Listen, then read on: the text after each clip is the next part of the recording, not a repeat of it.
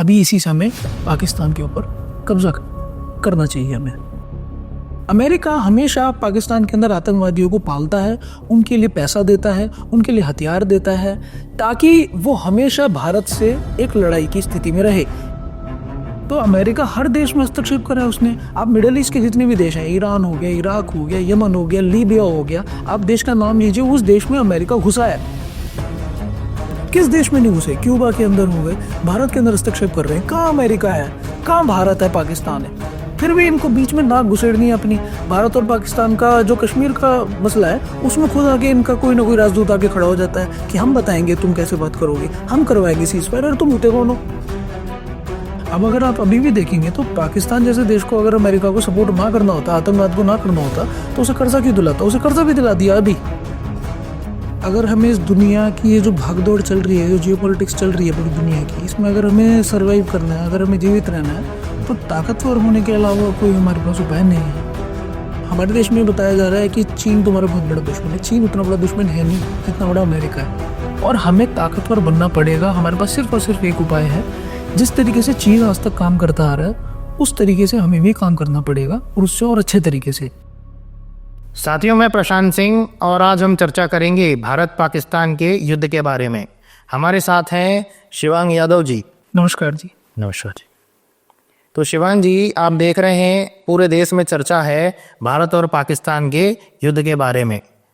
तो भारत और पाकिस्तान के बीच में वैसे तो शुरू से ही अच्छे संबंध नहीं रहे, और हम लगभग 3 ऑफिशियल वॉर लड़ चुके हैं, और आतंकी गतिविधियां भी होती रही हैं समय समय पर, कुछ पुरानी सरकारों के शासनकाल में और कुछ प्रेजेंट सरकार के शासनकाल में हुआ है। तो क्या ये दोनों मुल्क में शांति स्थापित नहीं हो पा रही? बदले में वो कुछ करते हैं और उसके जवाब में हम कुछ करते हैं। तो कुछ ऐसा सल्यूशन निकल सकता है कि दोनों देशों में शांति स्थापित की जा सके। आखिर पाकिस्तान तो कभी सुधरने का नाम नहीं ले रहा, तो क्यों ना हम कुछ ऐसा स्थायी समाधान निकालें जिससे हमारे देश में शांति स्थापित हो सके, और ये जो आतंकवादी गतिविधियां हैं ये रुक सके, और दोबारा कभी युद्ध ना हो। देखिए प्रशांत जी, मुझे इतना समझ आता है, मेरे हिसाब से देखिए, पाकिस्तान एक बहुत कमज़ोर देश है। अगर हम ताकत के मामले में देखेंगे भारत से, तो पाकिस्तान को हमेशा एक आतंकवाद के रूप में इस्तेमाल किया जाता है बाहरी शक्तियों द्वारा।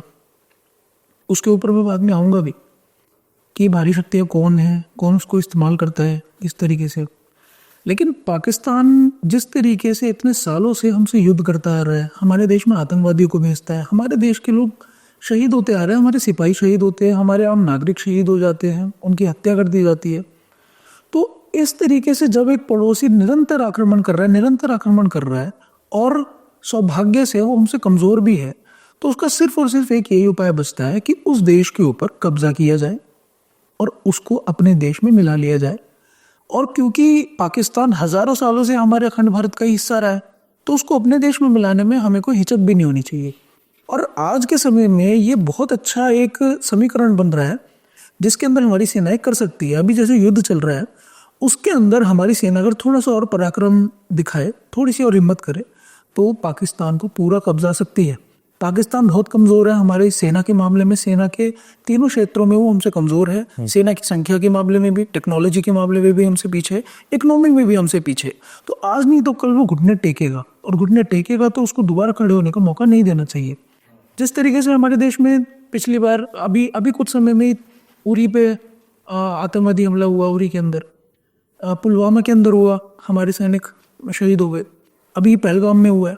तो हर बार क्या हम बस उसके अंदर जाएं और एक सर्जिकल स्ट्राइक कर दें, या बस कुछ आतंकवादी ठिकानों को ख़त्म करके बस इतने तक तो नहीं रहना चाहिए, क्योंकि इतने सालों से हमारे देश के सिपाही शहीद हो रहे हैं। और जब मैं युद्ध की बात कर रहा हूँ तो बहुत लोग ये सोच रहे होंगे, आप भी या फिर ऐसे बहुत लोग ये सोच रहे होंगे कि मैं एक कमरे में बैठ के युद्ध की बात कर रहा हूँ, वहाँ जो सिपाही मर रहे हो उनसे पूछो। मैं जानता हूँ अपने देश के सिपाहियों का दर्द, मैं लोगों का दर्द भी जानता हूँ। इसीलिए मैं इस बात को कह रहा हूँ कि इतने सालों से जो निर्मम हत्या होती आ रही है, अगर उनको रोकना है तो एक बार हमें युद्ध करना पड़ेगा।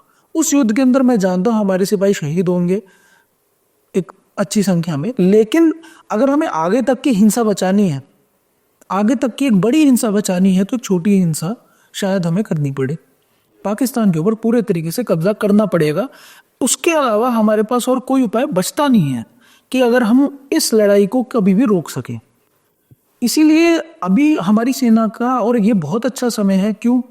अंतर्राष्ट्रीय स्तर पर भी अगर हम जियोपॉलिटिक्स को देखें तो अभी ये बहुत अच्छा समय है पाकिस्तान के अंदर घुसने का। क्यों? क्योंकि हम जब इतिहास में देखते हैं तो अमेरिका हमेशा से पाकिस्तान का समर्थन करता है। जब भी हमारा युद्ध पाकिस्तान से हुआ, अमेरिका ने उसका साथ दे दिया है, हमें अपने कदम पीछे हटाने पड़ते हैं।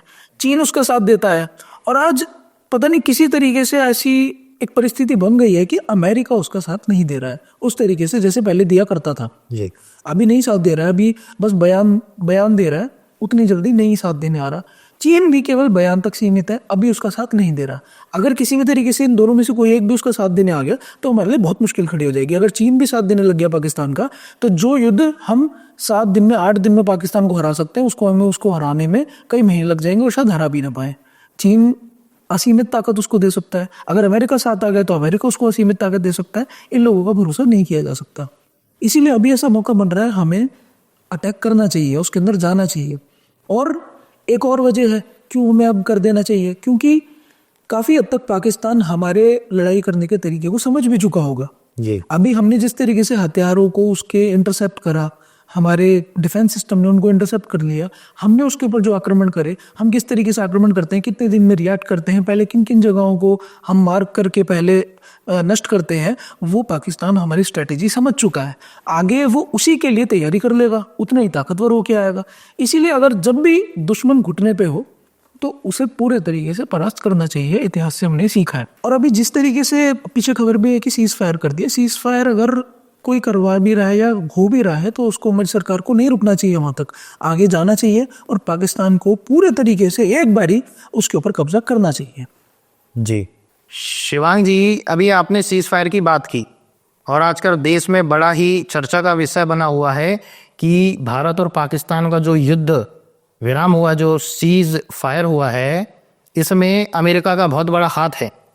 तो अगर हम इस बात को मान भी लें कि अमेरिका ने सीज फायर करवाया है, तो अमेरिका कौन होता है हमारे मामलों में बोलने वाला और सीज फायर करवाने वाला? इसका क्या कारण है? देखिए, जब हम अमेरिका की ओर देखते हैं तो हमें समझ आता है कि ये जो पाकिस्तान के अंदर भी आतंकवाद है या दुनिया के देशों के अंदर, जितने भी देशों के अंदर आज जो हमें आतंकवाद दिखाई देता है, जब हम उसकी मूल में जाते हैं, उसकी जड़ में जाते हैं कि आखिरकार ये आतंकवादी संगठन बना कैसे, किसने बनाया, कब बना था, तो जब हम उसके मूल में जाते हैं तो आपको सिर्फ एक देश का नाम वहां पे दिखाई देगा, अमेरिका। क्यों? क्योंकि अमेरिका एक ऐसा देश है जिसे पूरे दुनिया के देशों में हस्तक्षेप करने की एक आदत है। हर एक पड़ोसी देश को दूसरे पड़ोसी देश से हमेशा लड़वा के रखता है। क्यों?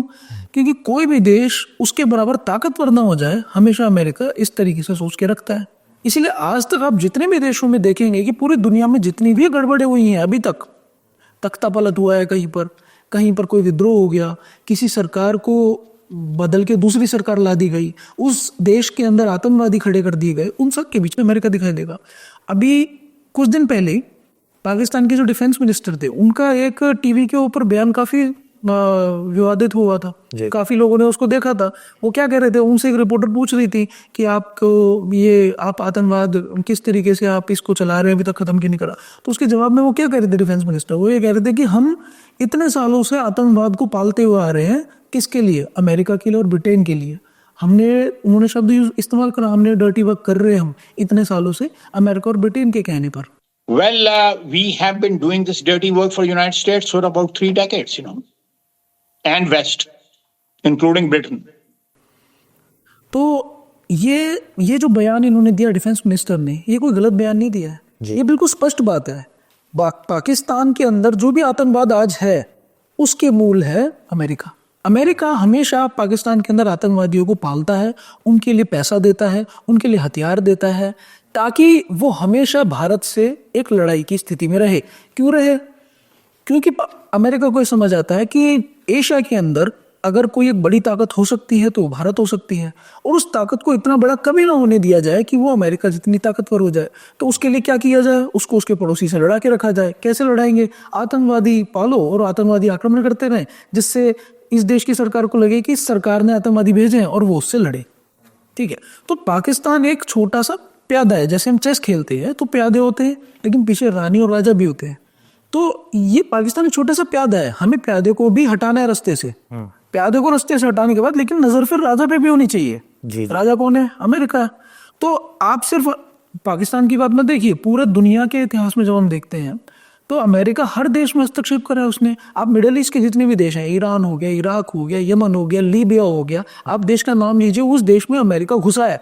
जी। ईरान के अंदर तख्ता पलट करवाया अमेरिका ने 1953 में। उसके बाद फिर इराक के अंदर सद्दाम हुसैन था, सद्दाम हुसैन इन्हीं के द्वारा खड़ा किया गया एक आदमी था। अमेरिका की खुफिया एजेंसी है CIA पूरी दुनिया में यही काम करती है, तख्ता पलट कराना। कोई एक देशभक्त आदमी खड़ा हो गया दुनिया के किसी भी देश में, उसका तख्ता पलट कराओ, अपने आदमी को बिठाओ। इन्होंने सद्दाम हुसैन को बिठाया, सद्दाम हुसैन अपनी मर्जी से काम करने लग गया। फिर सद्दाम हुसैन को बिठाया, ये बोल के घुस गए इराक के अंदर। इराक के अंदर ये लोग ये बोल के घुसे कि इराक न्यूक्लियर हथियार बना रहा है और वो हमारे लिए खतरा हो सकता है। कब कह रहा है अमेरिका ये बात कब कह रहा है? जब कह रहा है जब अमेरिका खुद 1000 न्यूक्लियर टेस्ट कर चुका था। 1000। जी। ठीक है। 1945 से लेके 1990 के आसपास तक अमेरिका लगभग 1000 टेस्ट कर चुका था, खुद 1000 टेस्ट कर चुका है। और एक देश के अंदर बस ये बोल के घुस रहा है कि ये बनाने वाले हैं। तब तक बनाया भी नहीं था, इराक ने कुछ भी नहीं करा था, सिर्फ ये बोल के घुस गया और उसके अंदर उसने लाखों लोग मार दिए, लाखों लोग। मतलब दुनिया के सबसे बड़े नरसंहारों में से एक नरसंहार है इराक का नरसंहार। और जब मार के बाहर निकल गए इराक से तो फिर इनसे पूछा गया कि भाई तुम्हें मिले वो हथियार? तो कह रहे नहीं, वो हमारी इंटेलिजेंस की थोड़ी सी गड़बड़ हो गई थी, हमें हथियार नहीं मिले। मतलब इतने लाखों लोगों को तुमने मार दिया और बस ये कह के कि वहां पे हथियार हैं, हो सकते हैं। तो ये कितने निर्दयी, कितने मतलब कि बदमाश लोग हैं अमेरिका के, ये इसकी कोई सीमा नहीं हो सकती। सिर्फ इराक की बात नहीं है, लीबिया का मुअम्मर गद्दाफी, वो लीबिया के लिए सब कुछ करना चाह रहा था। उसने ये कह दिया था कि मैं डॉलर के अंदर एक्सचेंज नहीं करूंगा अपने तेल को, मैं डॉलर के अंदर नहीं दूंगा, मैं सोने के अंदर दूंगा। तो इन्होंने उसका तख्ता पलट करवा दिया। किस देश में नहीं घुसे? क्यूबा के अंदर हो गए, भारत के अंदर हस्तक्षेप कर रहे हैं। कहाँ अमेरिका है, कहाँ भारत है, पाकिस्तान है? फिर भी इनको बीच में नाक घुसेड़नी है अपनी। भारत और पाकिस्तान का जो कश्मीर का मसला है उसमें खुद आके इनका कोई ना कोई राजदूत आके खड़ा हो जाता है कि हम बताएंगे तुम कैसे बात करोगे, हम करवाएंगे सीजफायर। अरे तुम होते कौन हो? हमारा पर्सनल मामला है, तुम होते कौन हो बीच में बोलने वाले? क्यों बोलोगे तुम? किस हैसियत से बोल रहे हो? लेकिन ये जो एक एटीट्यूड चाहिए ना अमेरिका को डील करने के लिए, ये हमारे नेताओं में है नहीं। डरते हैं, अमेरिका से डरते हैं। सिर्फ भारत के नेता नहीं, पाकिस्तान के नेता भी डरते हैं कि इतनी बड़ी ताकत के सामने हम कैसे बोले। ताकत के सामने बोलने से डरना तो कायरो की एक भाषा होती है। आप नॉर्थ कोरिया को देखिए, छोटा सा देश है लेकिन अमेरिका के सामने सीना तान के खड़ा रहता है। सही बात। सीना तान के कि ज्यादा बोलोगे न्यूक्लियर मार दूंगा, मैं डरता नहीं तुमसे, न्यूक्लियर हमारे पास भी है। लेकिन बात ये होती है कि उस देश से डर के क्या तुम काम करोगे? तो आतंकवाद के मूल में तो अमेरिका ही है।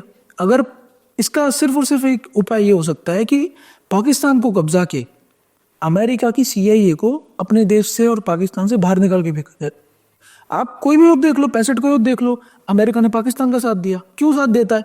वो ये देखता है कि इन दोनों देशों के जो दो देशों का कॉन्फ्लिक्ट है, इनमें कमजोर देश कौन सा है, उसको मदद कर देता है। उसने देखा भारत से कमजोर पाकिस्तान है, पाकिस्तान को मदद करी थी 65 में, 71 में मदद करी, मदद करता आया, सारी चीजों में मदद करता आ रहा था। 71 तक न्यूक्लियर पावर बनवा दिया पाकिस्तान को अमेरिका ने। तो आप ये देखो कि कमजोर देश को मदद करता है। और आप ये देखो बदमाश कितना है अमेरिका। जब भारत और पाकिस्तान की बात आती है तो पाकिस्तान को सपोर्ट करेगा।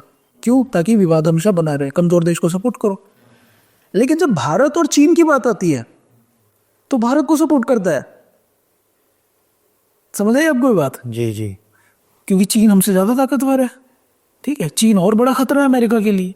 तो उस संदर्भ में भारत की मदद करता है, भारत को सपोर्ट करता है, ठीक है। एक बहुत अच्छा, बहुत एक प्रसिद्ध एक वो है एक्सपेरिमेंट हो रहा था जब चीन को, मतलब चीन के ऊपर न्यूक्लियर अटैक कर सके अमेरिका, उसके लिए भारत उसमें चुना था। और भारत के अंदर उत्तराखंड के आसपास हिमालय के अंदर इन्होंने अपनी एक न्यूक्लियर फैसिलिटी भी बनाने की कोशिश करी थी, जहां पर एक न्यूक्लियर बॉम्ब एक एवलांच में खो गया था और वो आज तक खोया हुआ है। नंदा देवी जो पर्वत है उत्तराखंड के अंदर, वहां पर वो खो गया था।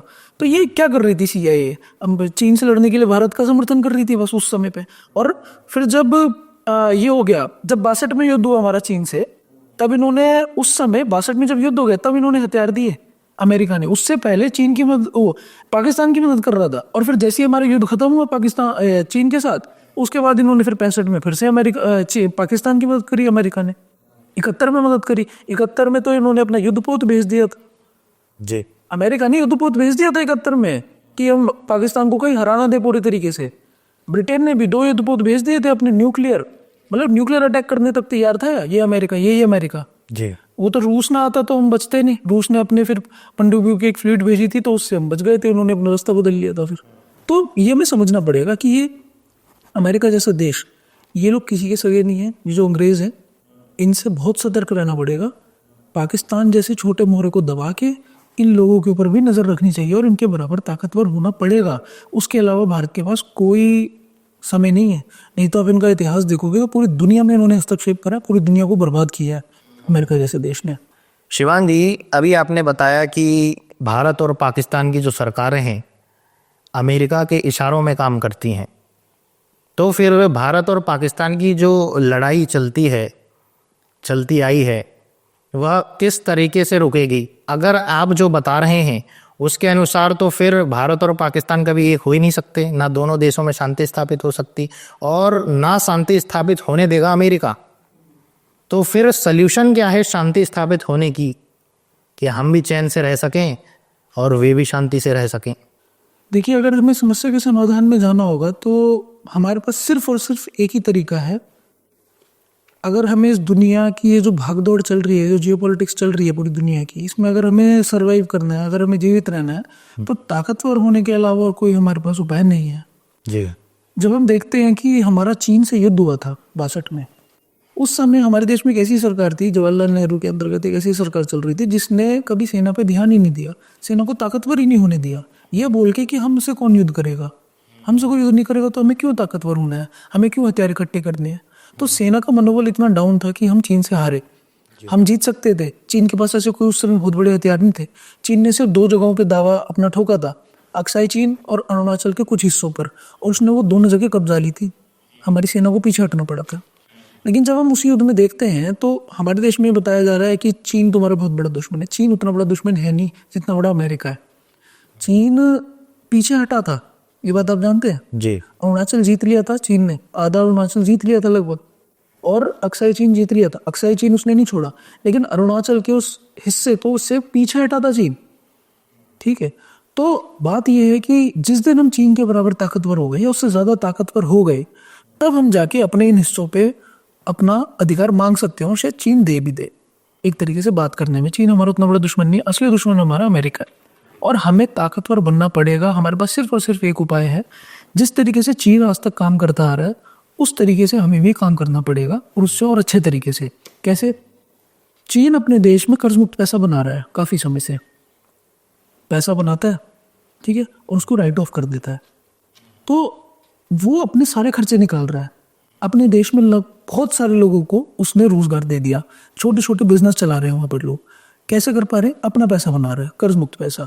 हमारी जो देश की सरकार है वो कर्ज पे पैसा बनाती है और उस कर्ज का ब्याज भी चुकाती है। अपने ही देश में खर्च होने वाला पैसा, अपने ही लोगों के ऊपर खर्च होने वाला पैसा हमारी देश की सरकार कर्ज पर लेती है और उसका ब्याज भी चुकाती है। तो हम गरीब नहीं होंगे तो कौन होगा? अमेरिका अपने देश में जो पैसा खर्चा कर रहा है वो कर्ज मुक्त पैसा खर्चा करता है। अपनी देश की सेना के ऊपर जो वो बजट खर्च करता है उस पैसे को वो बिल्कुल अपने लिए नया बनाता है अमेरिका। ठीक है, तो हमारे देश के लोगों के दिमाग में लोगों ने क्या भ्रम डाल दिया, इकोनॉमिस्टों ने, कि हम अपना पैसा खुद नहीं बना सकते। हमारे देश में जितना सोना होगा हम उतना ही पैसा बनाएंगे। सारी बातें गलत है। गोल्ड स्टैंडर्ड बहुत पहले खत्म हो गया था। सोने के आधार पर पैसा नहीं बनता, हवा में पैसा बनता है। बैंक बनाते हैं, उसके ऊपर ब्याज भी लेते हैं। हमारे देश का पैसा बैंक बना रही है, जो कमर्शियल बैंक है, प्राइवेट बैंक, ये बना रहे हैं। हमारी सरकार नहीं बना पा रही है। तो अगर मैं अर्थव्यवस्था के ऊपर बात करूँ तो एक लंबी बात हो जाएगी। लेकिन मोटा मोटी हमें समझना पड़ेगा कि हमें अपनी अर्थव्यवस्था अपने हाथ में लेनी पड़ेगी। अपना कर्ज मुक्त पैसा बनाना पड़ेगा। अपने देश में हर सेक्टर पे इन्वेस्ट करना पड़ेगा। किस पे? आर्टिफिशियल इंटेलिजेंस पे इन्वेस्ट करना पड़ेगा। चीन बहुत बड़ी मात्रा में उस पर इन्वेस्ट कर रहा है। उसके देश में डीप सीक जैसी कंपनी खड़ी हो गई। कैसे खड़ी हुई? सरकारी मदद से खड़ी हुई। जी। अगर हमारे देश की सरकार सच में इतनी समझदार होती, अपना खुद का पैसा बनाती, तो छोटी छोटी कंपनी में लोगों को खड़े करने के लिए, जो अपना स्टार्टअप खड़ा करना चाहता है, उनको पैसा दे, सस्ता पैसा दे। अगर वो कंपनी डूब भी जाए तो कोई बात नहीं, ये लोग इसलिए पैसे नहीं देते कि कंपनी डूब जाएगी। अरे इस डर से क्या हम अपने देश में कुछ खड़ा नहीं होने देंगे कि कंपनी डूब जाएगी? डूबती है तो डूब जाए, दूसरी ही खड़ी हो जाएंगी। तो आर्टिफिशियल इंटेलिजेंस के ऊपर खर्च करें। अब आगे आने वाले युद्ध आर्टिफिशियल इंटेलिजेंस का है। अब हमारे सिपाही क्यों लड़ने जाएंगे युद्ध में? सही बात। रोबोट लड़ेंगे, सिपाही क्यों लड़ेंगे? अब हम अपने सिपाहियों को शहीद क्यों कराएं बॉर्डर के ऊपर? तो रोबोट लड़ेंगे, तो उसके ऊपर काम करना चाहिए हमारी सरकार को। आर्टिफिशियल इंटेलिजेंस के ऊपर पैसा खर्च कर पाएगी फिर हमारी सरकार अच्छा डिफेंस बजट पे खर्च कर पाएगी, ज़्यादा से ज़्यादा डिफेंस बजट बनेगा। अमेरिका जैसा देश हमारे सामने क्या है? सही बात। हमारे लोग अमेरिका में जाते हैं सबसे ज़्यादा। हमारे ब्रेन ड्रेन जो है हमारे देश से हो रहा है, दिमाग हमारा सारा अमेरिका जा रहा है, वो कहाँ लग रहा है? उनकी मेडिकल फैसिलिटीज़ में लग रहा है, उनके डिफेंस सेक्टर में लग रहा है। तो उससे वो मजबूत हो रहे हैं। अगर हम अपना खुद का पैसा बना पाएंगे, हम अपनी अर्थव्यवस्था इससे मजबूत कर पाएंगे, तो हमारा दिमाग हमारे देश में रहेगा और फिर हमसे आगे कौन निकल सकता है? दुनिया में सबसे बड़ी जनसंख्या है हमारी, ठीक है? तो ताकतवर होने के अलावा हमारे पास और कोई उपाय नहीं है। हम आर्थिक रूप से ताकतवर होंगे तो फिर हम डिफेंस में भी बहुत ताकतवर हो सकते हैं। और चीन का अगर मुकाबला करना है, चीन से अपने कब्जा है वो इससे लेने हैं, तो उसके लिए ताकतवर होने के अलावा और कोई उपाय नहीं है। पाकिस्तान जैसे देश को कब्जा करना है तो वो हम आज भी कर सकते हैं, लेकिन और ज़्यादा ताकतवर हो गए तो हम एक बहुत मजबूत स्थिति में होंगे इन देशों से लड़ने की। अब बात आती है सरकार की। इस सरकार की मंशा मुझे लगती नहीं कि शायद ये करेगी। इससे पहले वाली सरकारों की भी नहीं है। इस सरकार को उठा के फिर कांग्रेस की सरकार भी आ गई तो भी नहीं करेगी। इसके लिए कुछ देशभक्त लोगों को ही निकल के आना पड़ेगा। हम लोग एक संगठन बना रहे हैं भारतीय परिवार के नाम से। उसमें हम कोशिश करते हैं कि युवा जो देश के अंदर जो देश के बारे में सच में सोच रहे हैं, गहराई से चिंतन कर रहे हैं, उनको एक साथ जोड़ दें। तो उसके लिए हम एक नंबर भी देते हैं, वो नंबर पे मतलब साथी कॉल कर सकते हैं। और अगर इस देश की और दुनिया की अर्थव्यवस्था को किसी को समझना है, जियोपॉलिटिक्स को किसी को समझना है, तो उसे बैंक ऑफ हिमाचल की किताब जरूर पढ़नी चाहिए कि कुछ लोगों ने पूरी दुनिया पर अपना कब्जा कैसे कर लिया जी। और ये अमेरिका जैसा देश किस तरीके से अपनी राजनीति चला लेता है। अब अगर आप अभी भी देखेंगे तो पाकिस्तान जैसे देश को अगर अमेरिका को सपोर्ट ना करना होता, आतंकवाद को ना करना होता, तो उसे कर्जा क्यों दिलाता? उसे कर्जा भी दिला दिया अभी, बिल्कुल ठीक है, अभी उसे कर्जा भी दे दिया। तो बात यह है कि अमेरिका और यूएन ये लोग सब एक साथ हैं और इन्हीं के तरीके से पाकिस्तान जैसे देश मजबूत हो रहे हैं, आतंकवाद इनके अंदर फैल रहा है। तो अगर हमें इनको टैकल करना है तो हमें सबसे पहले अध्ययन करना पड़ेगा चीज़ों का कि ये अर्थव्यवस्था कैसे चल रही है, ये जियोपॉलिटिक्स चलती है कैसे। इसके ऊपर कुछ देशभक्त जो युवा हैं उनसे जुड़े साथ में है। इतनी मैं बस बात रखना चाहूँगा अपनी। तो शिवांग जी का बहुत बहुत धन्यवाद करेंगे हम कि उन्होंने इतनी महत्वपूर्ण जानकारी हमें दी। और साथियों, ये जानकारी प्रत्येक देशवासियों को सुननी चाहिए, समझनी चाहिए और ये कोशिश करनी चाहिए कि हमारा देश है भारत और हमारा देश में किसी गैर मुल्क का कंट्रोल है, उनके इशारों पे चलता है। तो क्या ये हम समझें कि हम भारत, आज़ाद भारत में सांस ले रहे हैं या गुलाम भारत में? ये बहुत बड़ा प्रश्न है साथियों। तो आपका बहुत बहुत धन्यवाद शिवांग जी। तो हम इसी बात के साथ अपनी चर्चा को विराम देंगे और मिलेंगे एक नए मुद्दे के साथ एक अगली वीडियो में। तब तक के लिए जय हिंद, वंदे मातरम।